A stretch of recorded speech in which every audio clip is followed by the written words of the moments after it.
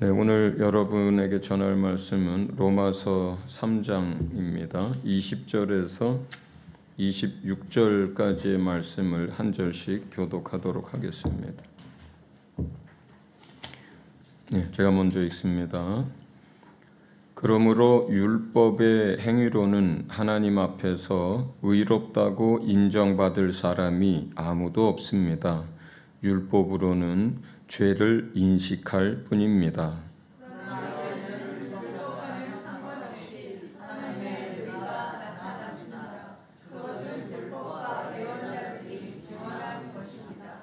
그런데 하나님의 의는 예수 그리스도를 믿는 믿음을 통하여 오는 것인데 모든 믿는 사람에게 미칩니다. 거기에는 아무 차별이 없습니다. 모든 사람이 죄를 범하였습니다. 그래서 사람은 하나님의 영광에 못 미치는 처지에 놓여 있습니다. 그러나 사람은 그리스도 예수 안에서 얻는 구원으로 말미암아 하나님의 은혜로 값없이 의롭다는 선고를 받습니다. 하나님께서는 이 예수를 속죄 제물로 내주셨습니다. 그것은 그의 피를 믿을 때에 유효합니다. 하나님께서 이렇게 하신 것은 사람들이 이제까지 지은 죄를 너그럽게 보아 주심으로써 자기의 의를 나타내시려는 것이었습니다. 하나님께서 오래 참으시다가 지금 이때에 자기의 의로우심을 나타내신 것은 하나님은 의로우신 분이시라는 것과 예수를 믿는 사람은 누구나 의롭다고 하신다는 것을 보여주시려는 것입니다. 아멘. 네, 오늘 설교에 전하는 말씀의 주제 그리고 제목은 하나님의 은혜입니다.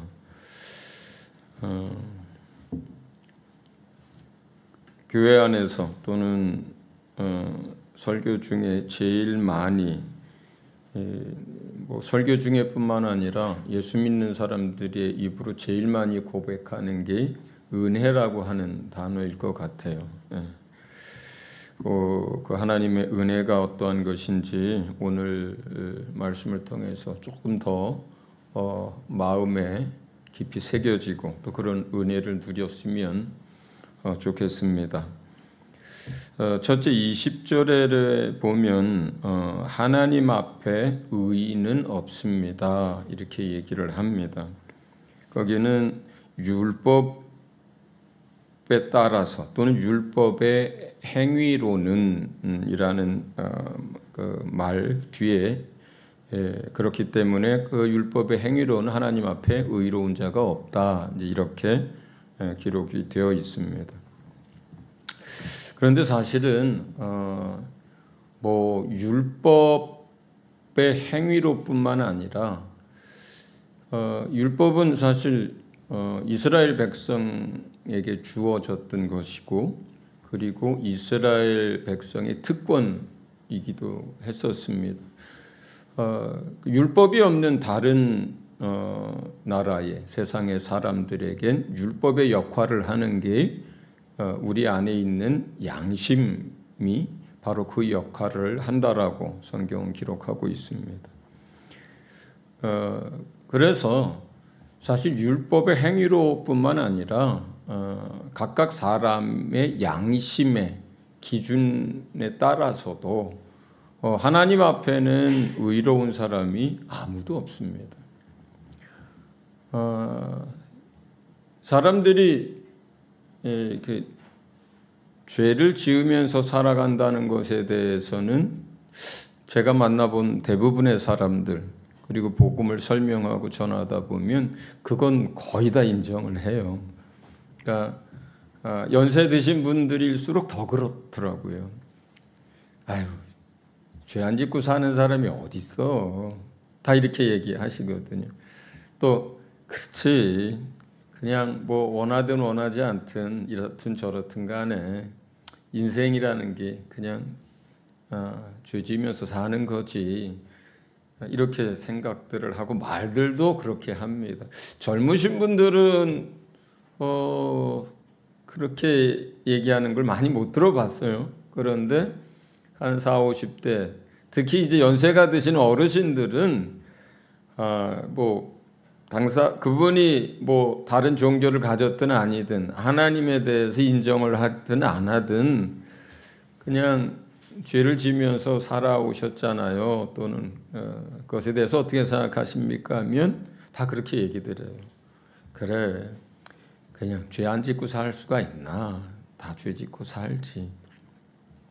그런데 그렇게 고백을 하지만 동시에 자기가 죄를 짓고는 살지만 죄인이라고는 생각하지 않습니다. 그것도 거의 대부분이 그래요. 죄는 짓고 살아요. 뭐 가끔 뭐 거짓말도 하고 욕심대로 행하기도 하고 또 이제 불리한 상황에서 이제 다른 사람이 손해를 끼치는 삶도 살고 그렇게 삽니다. 또 율법 아래서 사는 사람도 마찬가지고요. 양심에 따라 산다는 사람들도 마찬가지예요. 죄의 행위는 인정을 하는데 그렇다고 해서 자신이 죄인이라고 생각하지는 않습니다. 거의 대부분이 그렇습니다. 그 다음에 그러면 율법을 열심히 지키면 어떻게 되느냐? 또는 양심에 따라서 정말 양심에 따라서 평생 살아왔다고 하고 그렇게 노력하는 사람은 어떻게 되느냐? 양심이라는 게 죄를 깨닫게 하는 기능을 가지고 있고 율법이라고 하는 게 죄를 인식하게 하는 기능을 가지고 있는데도 불구하고 그 율법을 열심히 지킨 사람들은 자기가 열심히 지켰다는 것 때문에 의롭다고 생각을 하지 죄인이라고 생각하지 않고 양심대로 평생 살아온 사람들은 내가 그래도 양심껏 살아왔다고 생각을 하면서 의롭게 생각하지 죄인이라고 생각하지는 않습니다. 그러니까 율법대로 살든 양심대로 살든 율법대로 못 살든 양심대로 못 살든 사람들은 전부 다 행위로나 마음으로나 여러 가지로 죄를 지으면서는 사는데 스스로를 죄인이라고 생각하는 사람이 정말 드물어요. 그 대신에 그게 율법의 기준이 됐든 양심의 기준이 됐든 아주 큰 죄를 짓고 많은 죄를 짓고 산 사람들은 죄인이라고 생각해요. 우발적으로 또는 뭐 계획적으로든 막 이 사람 저 사람 크게 상하게 하거나 살인하거나 또는 간음하다가 잡히거나 또 그런 삶이 반복되거나 아니면 인생이 정말 망가지고 망가질 대로 살다가 어느 날 정신이 문득 들어서 자기 자신을 보면서 내가 정말로 죄인이구나. 내가 이런 죄에서 벗어날 수 없구나. 그냥 나는 남들도 나를 죄인이라고 하고 나도 나를 죄인이라고 생각해.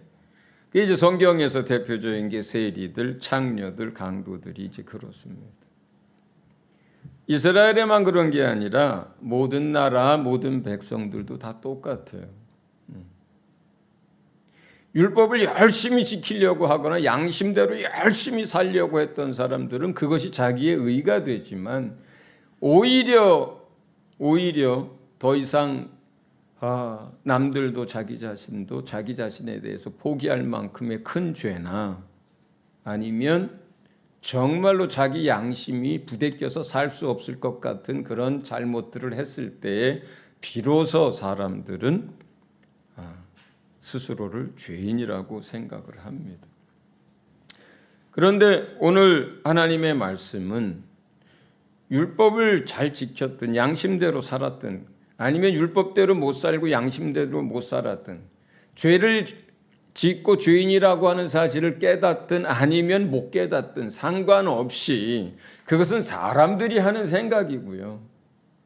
하나님의 기준에서는 하나님의 법 앞에서는 아무도 의로운 자가 없다는 게 하나님의 말씀이에요.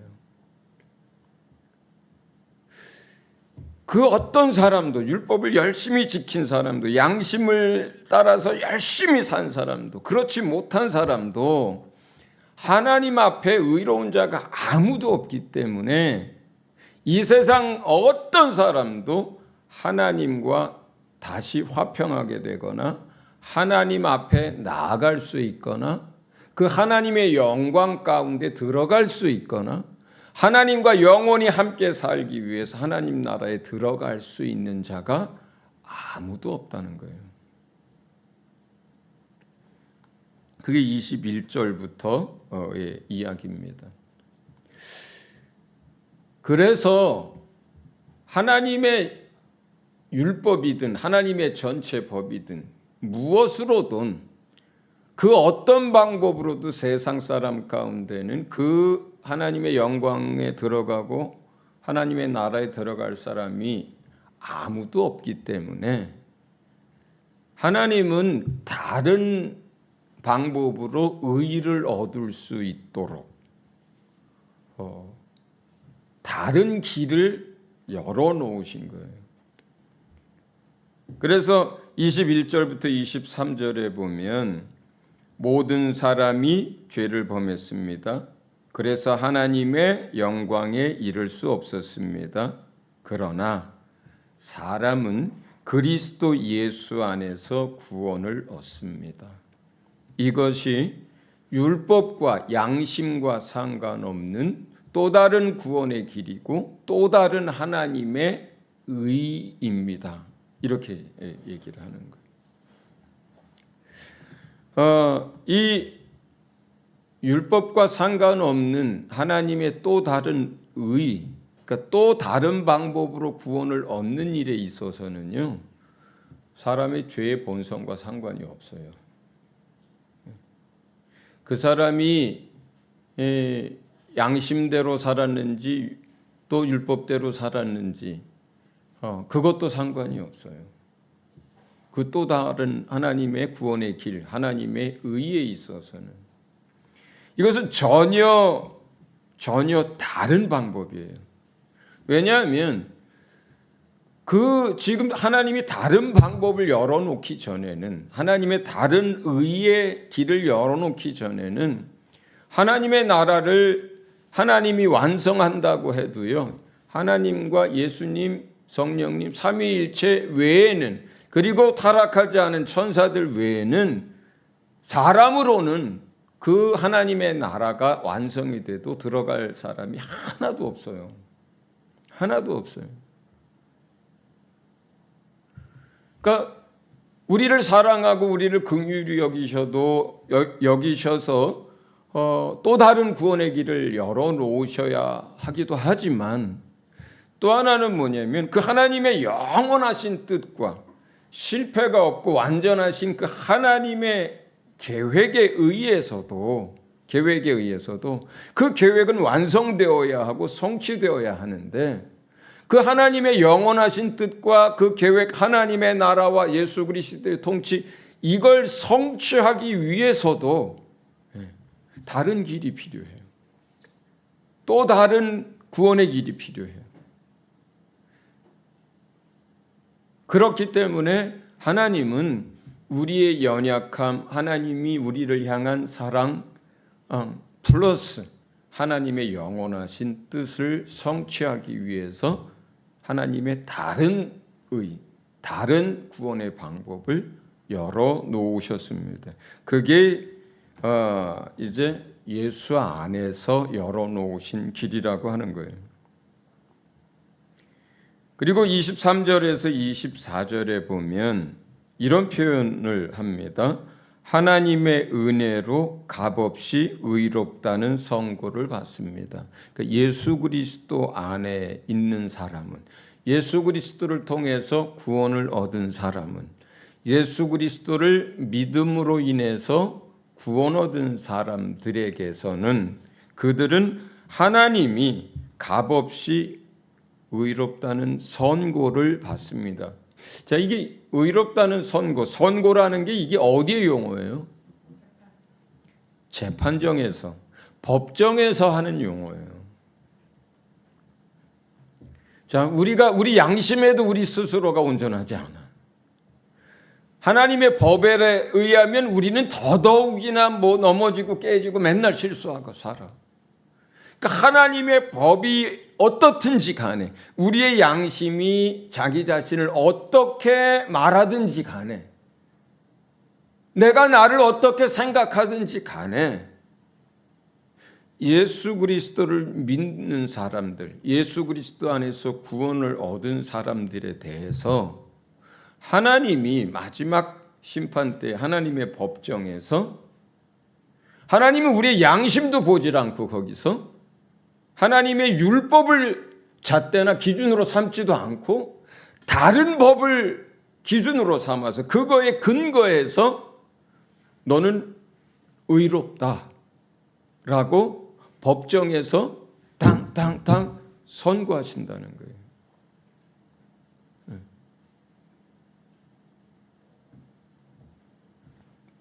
우리는 예수 믿고 살면서도 여전히 하나님의 말씀과 법에 자유롭지 않습니다. 우리의 삶을 보면 예수님을 믿고 10년, 20년 많은 성장을 했어도요, 우리가 양심에서 자유롭지 않습니다. 그렇기 때문에 아무리 성장한 사람이라고 해도 예수님 외에는 그 법에서 자유로울 수 있는 사람이 없고 양심에서 자유로울 수 있는 사람이 없어요.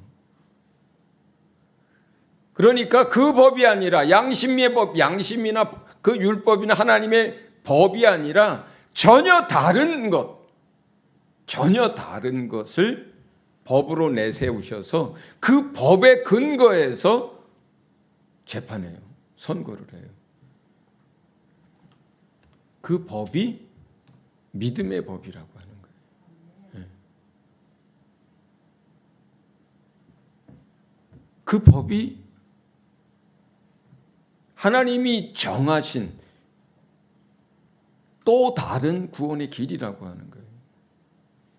그리고 그 믿음으로 구원을 얻게 하는 이걸 통해서 하나님이 의롭다라고 하는 사실, 그리고 하나님이 은혜로 사람들의 영혼을 구원했다라고 하는 이것을 나타내려고 하신다는 겁니다.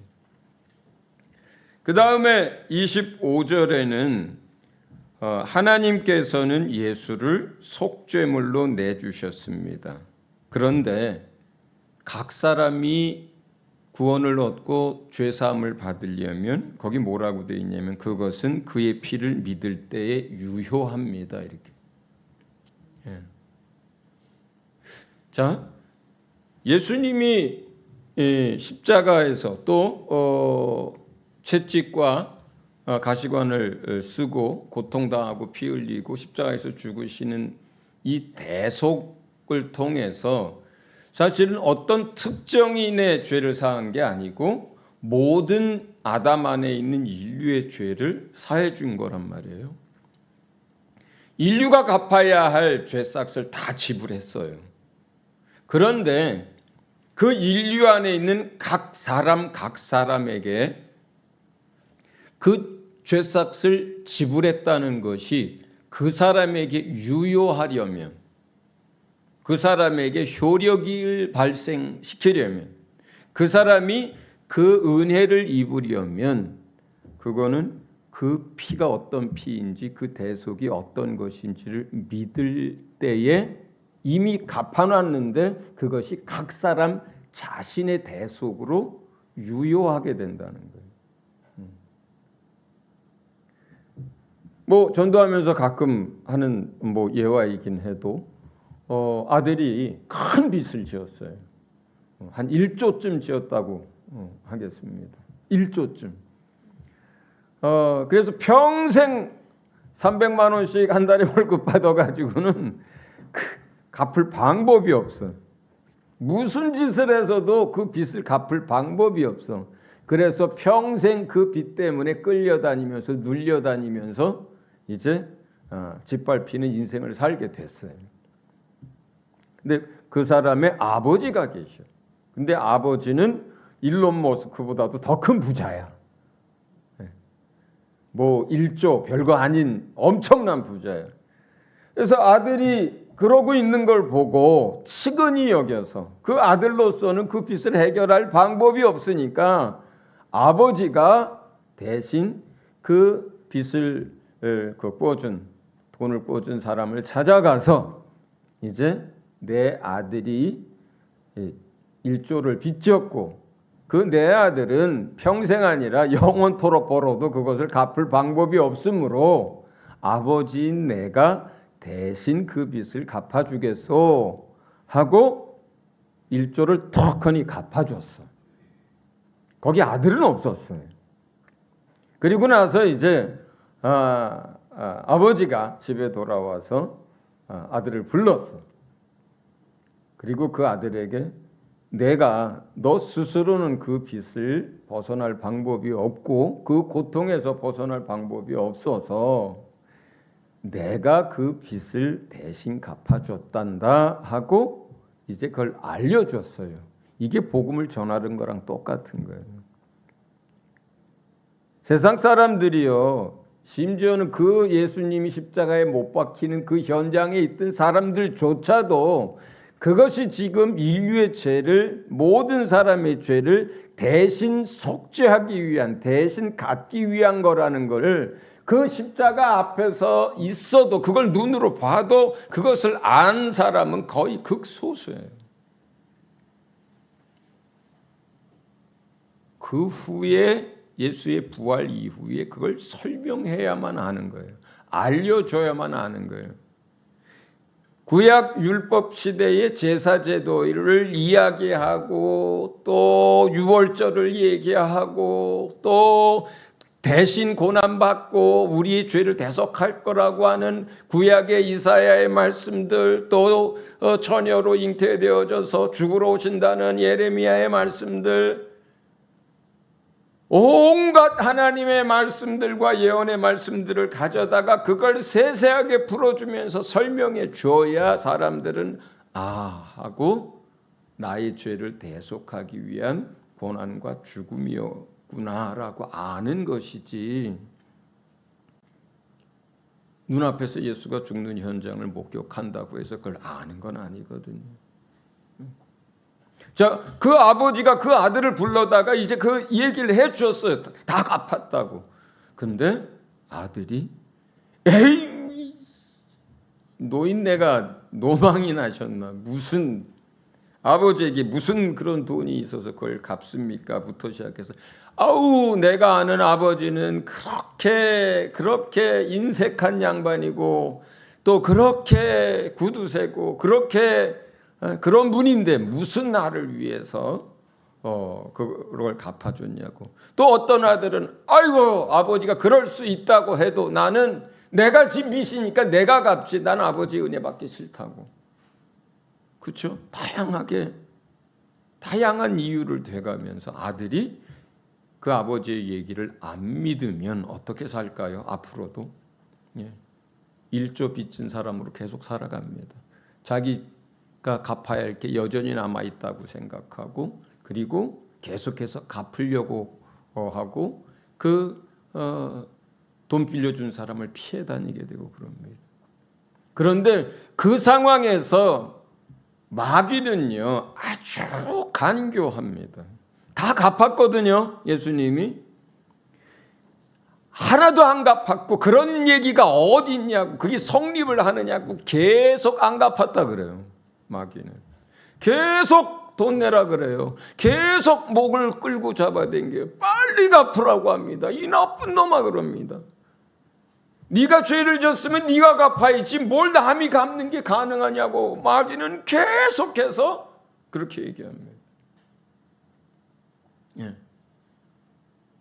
어쩌면 아주 그 돈 꿔준 사람이 악한 사람이라서 나중에 알았어. 아버지가 와서 갚았는데 아들이 아버지랑 원수가치관이라서 아버지가 갚았다는 거 안 믿고 여전히 갚으려고 지금 돈 벌고 막 그런데, 그러면 악한 사람은 아마 그래 나는 내가 받을 거 다 받았지만 뭐 나한테 또 갚겠다고 하면은 뭐 그러라지, 이렇게 속일 거예요. 원수들이 그렇게 속여요. 자, 그러면 그 1조를 빚진 아들이 어떻게 하면 빚에서 벗어날 수 있을까요?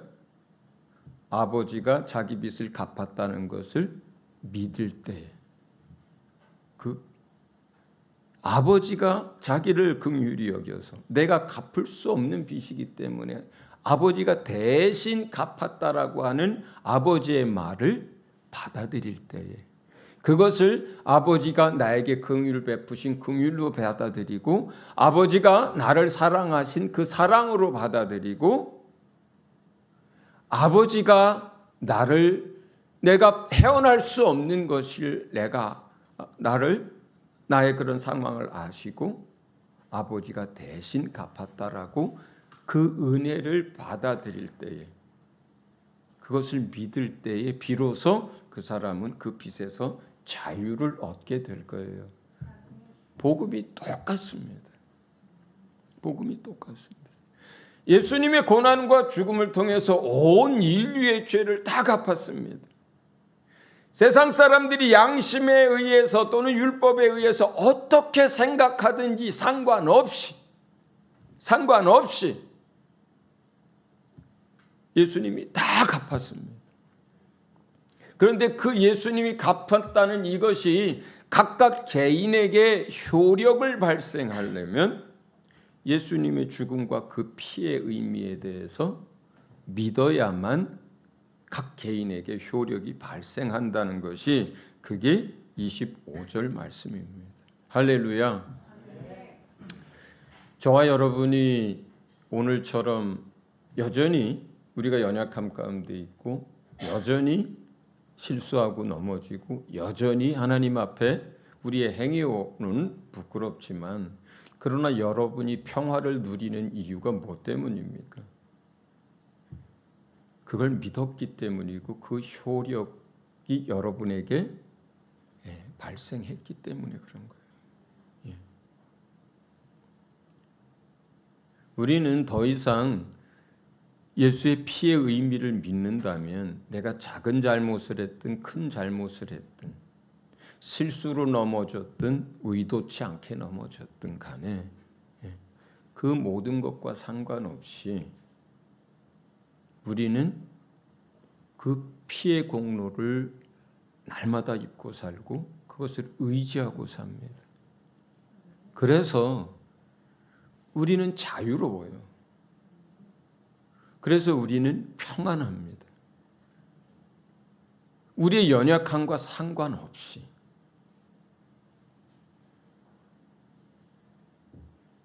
하나님의 법정에서 저와 여러분이 서게 됐을 때 하나님은 두 가지 법을 가지고 계세요. 하나는 하나님의 말씀 율법이라고 하는 것과 하나님이 또 다르게 세운 믿음을 통한 구원이라고 하는 하나님의 작정, 하나님의 뜻, 이 두 가지가 다 있는데 이 율법 하나님의 말씀은 덮어놓습니다. 내려놓습니다. 그리고 오직 한 가지 기준에 의해서 재판을 합니다. 그 피의 의미를, 그리고 그 피 흘리신 예수 그리스도를, 그리고 대신 아들의 생명을 내어주고 피 흘리게 함으로써 우리를 구원하시려고 하는 그 믿음에 대하여 가지고 있는지 그렇지 않은지, 하나님의 사랑을 받아들였는지 거절했는지, 예수 그리스도를 주님으로 받아들였는지 거절했는지, 예수 그리스도 안에서 세운 그 한 가지 법만 가지고 재판합니다. 그래서 그것을 가장 극명하게 나타낸 것이 백보자 심판이에요. 20장 계시록 20장 맨 끝에 나오죠. 그때 그 백보자 심판, 모든 것이 다 완성되고 끝나고 나서 사람들이 하나님 앞에 섰을 때, 모든 사람들이 하나님 앞에 섰을 때 하나님이 재판을 하는데 딱 한 가지 한 줄밖에 이야기가 없어요. 예수 그리스도를 믿어서 생명책에 그 이름이 기록된 자와 그렇지 않은 자, 그거 하나로 판단해요. 다른 법이 없어요. 그거 하나 가지고 너는 그리스도의 피의 공로를 입은 사람, 너는 내가 세운 구원의 법에 따라서 예수 안에서 구원 얻은 사람, 너는 예수 안에서 구원 얻지 못한 사람, 예수님을 믿음으로 생명책에 기록된 이름이 없는 사람, 이거 하나밖에 없어요. 하나밖에 없어요.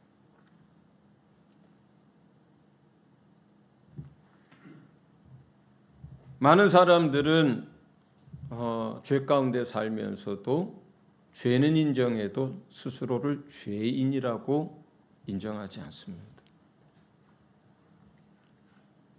또 많은 사람들은 날마다 아침에 일어나고 저녁이 되고 만물이 새롭게 되는 것을 보고 만물이 유지되는 것을 보고 세상을 이렇게 보면 참 세상 가운데 사람이 만든 것만으로도 엄청난데 저절로 되어지는 게 하나도 없는데 그럼에도 불구하고 살아계신 하나님을 부인하고 그 하나님에 대해서 인정하지 않고 헛된 우상들이나 아니면 사람들이 만든 어떤 철학을 의지하면서 살아갑니다. 그리고 그들을 향해서 하나님의 진노가 부어질 거라고 로마서 1장은 얘기합니다.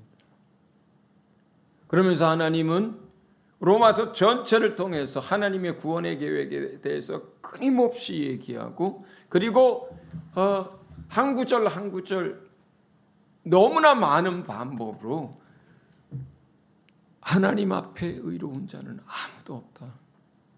하나님 앞에는 모두가 죄인이다. 너희는 너희 율법으로든 행위로든 양심으로든 하나님께 나아갈 수 있는 의로운 자가 아무도 없다. 구원은 하나님에 의해서 이루어지고 하나님의 은혜를 통해서 이루어지고 그것을 위해서 내가 내 아들을 보냈다라고 끊임없이 이야기를 합니다. 죄를 지으면서도 죄인이라고 고백할 수 없는 사람들, 날마다 하나님을 통해 하나님의 역사에 의해서 이 만물이 운영되고 있는데도 하나님 없다고 하는 사람들을 그 완고함과 그 강팍함과 그 고집과 그 무지함에 대해서 하나님이 심판하실 거예요. 그러나 오늘 하나님 마지막으로 말씀합니다. 하나님이 참고 오래 참으시다가 하나님이 정한 마지막 때에 그 아들을 통해서 자기의 의로우심을 나타냈다. 하나님이 의롭다라고 하는 것과 예수를 믿는 사람은 다 누구나 의롭게 된다라고 하는 것을 보여주셨다.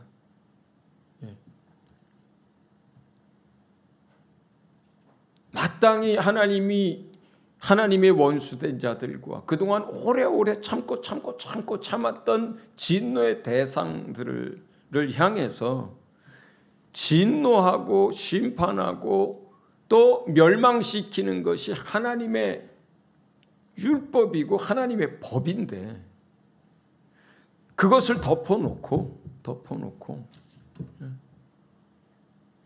사람이 우리가 각각이 갚아야 할 그 죄의 싹을 하나님이 직접 자기 자신이 갚아버린 것을 통해서 하나님의 긍휼을, 하나님의 자비하심, 하나님의 의로우심을 보이셨고 또 예수를 단순히 우리 마음으로 믿는 그 마음만 가지고 우리를 구원하심으로써 하나님의 의로우심을 보여주려고 하셨다.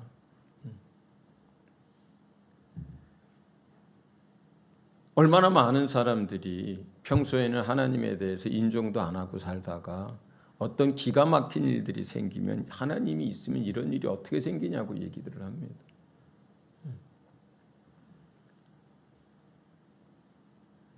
사람들은 자기가 더 하나님보다 의롭다라고 생각하는 사람들이 너무너무나 많습니다.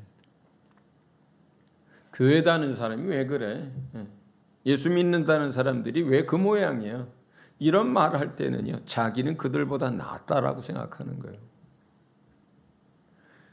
요즘 인터넷상에서 SNS상에서 사람 죽이는 거 아주 참 쉽더라고요. 어떤 일들이 일어났을 때 그게 무슨 일인지 왜 그렇게 됐는지 과정이고 이유고 상황이고 아무것도 안 묻고 아무것도 안 따집니다.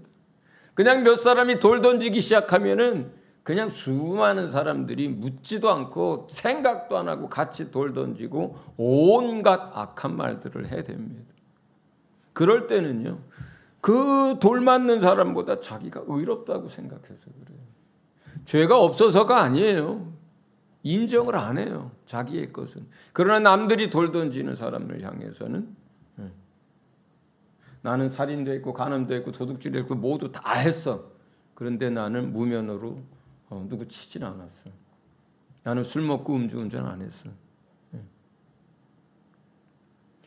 살인자요, 간음한 자요, 도둑놈이고 강도요, 온갖 우상 숭배를 하고 살면서도 나는 음주운전 안 했어. 그러니까 넌 죽어야 돼 하는 식이에요. 왜요? 그 사람보다요, 내 행위가 아니라 그냥 행위와 상관없이 내 삶과 상관없이 내가 의롭다고 생각을 합니다.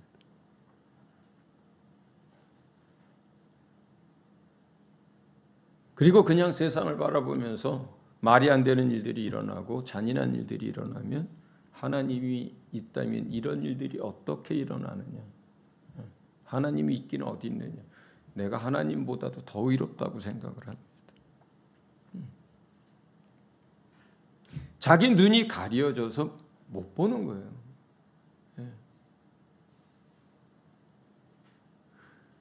그러한 사람들을, 그러한 인류를 위해서 자기 자신이 죄의 싹을 갚아버리신 거예요. 하나님께서. 그 아들을 십자가에 매달은 거예요. 그 고난을 받게 하신 거예요. 그 아들과 그 십자가 사건을 통해서 하나님의 의로움을 나타내려고 하셨고요. 또 하나님의 나라를 완성하고 인간을 향한 하나님의 뜻을 성취하려고 하셨고요. 그리고 우리의 양심이나 우리의 행위가 아니라 그걸로는 우리가 어떻게 할 수가 없어요. 그래서 그냥 우리가 하나님 앞에 하나님 도와주세요. 하나님 내가 양심으로도 행위로도 지금도 엉망이지만 하나님 도와주세요. 하나님 나를 구원해 주세요. 하나님 내가 하나님께 나아갑니다. 하나님 나를 받아주세요. 이 마음 하나 이게 회개라고 하는 것인데 이 마음 하나를 보시고 그런 마음을 가진 사람들에게 예수 그리스도를 그 앞에 나타내게 해주셔서 그 예수를 믿어 구원을 얻게 하신 그런 하나님입니다. 우리가 그 은혜로 오늘 하나님께 감사하는 자가 되었고 그 은혜를 입어서 우리가 날마다 넘어지지만 평화를 누리고 여전히 연약하지만 하늘의 소망과 그 약속을 믿고 살아갑니다. 그런데 그 믿음 안에서 그 소망 가운데서 살아가다 보니까 처음 믿었을 때보다 10년, 20년, 30년이 지나면 그 믿음 때문에 그 소망 때문에 우리 안에서 역사하시는 성령 때문에 정말 아름다운 사람들로 우리가 변해가고 있는 열매 맺는 것들을 우리가 보게 됩니다.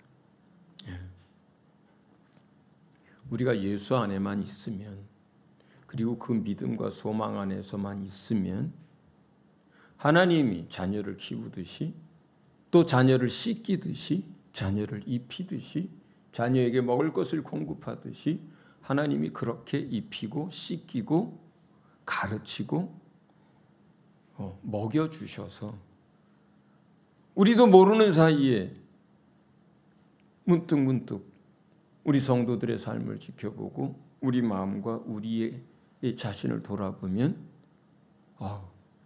5년 전보다 얼마나 아름다운 사람이 되어 있는지, 10년 전보다 얼마나 온전한 사람이 되어 있는지 스스로도 참 대견하기도 하고, 또 그런 모습에서 하나님의 은혜가 무언지를 다시 한번 우리가 깊이 마음에 새기가 됩니다. 할렐루야.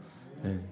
이러한 하나님의 은혜 아래서 이번 한 주도 또 우리 평생 동안 살아가시기를 주의 이름으로 축원드립니다. 네.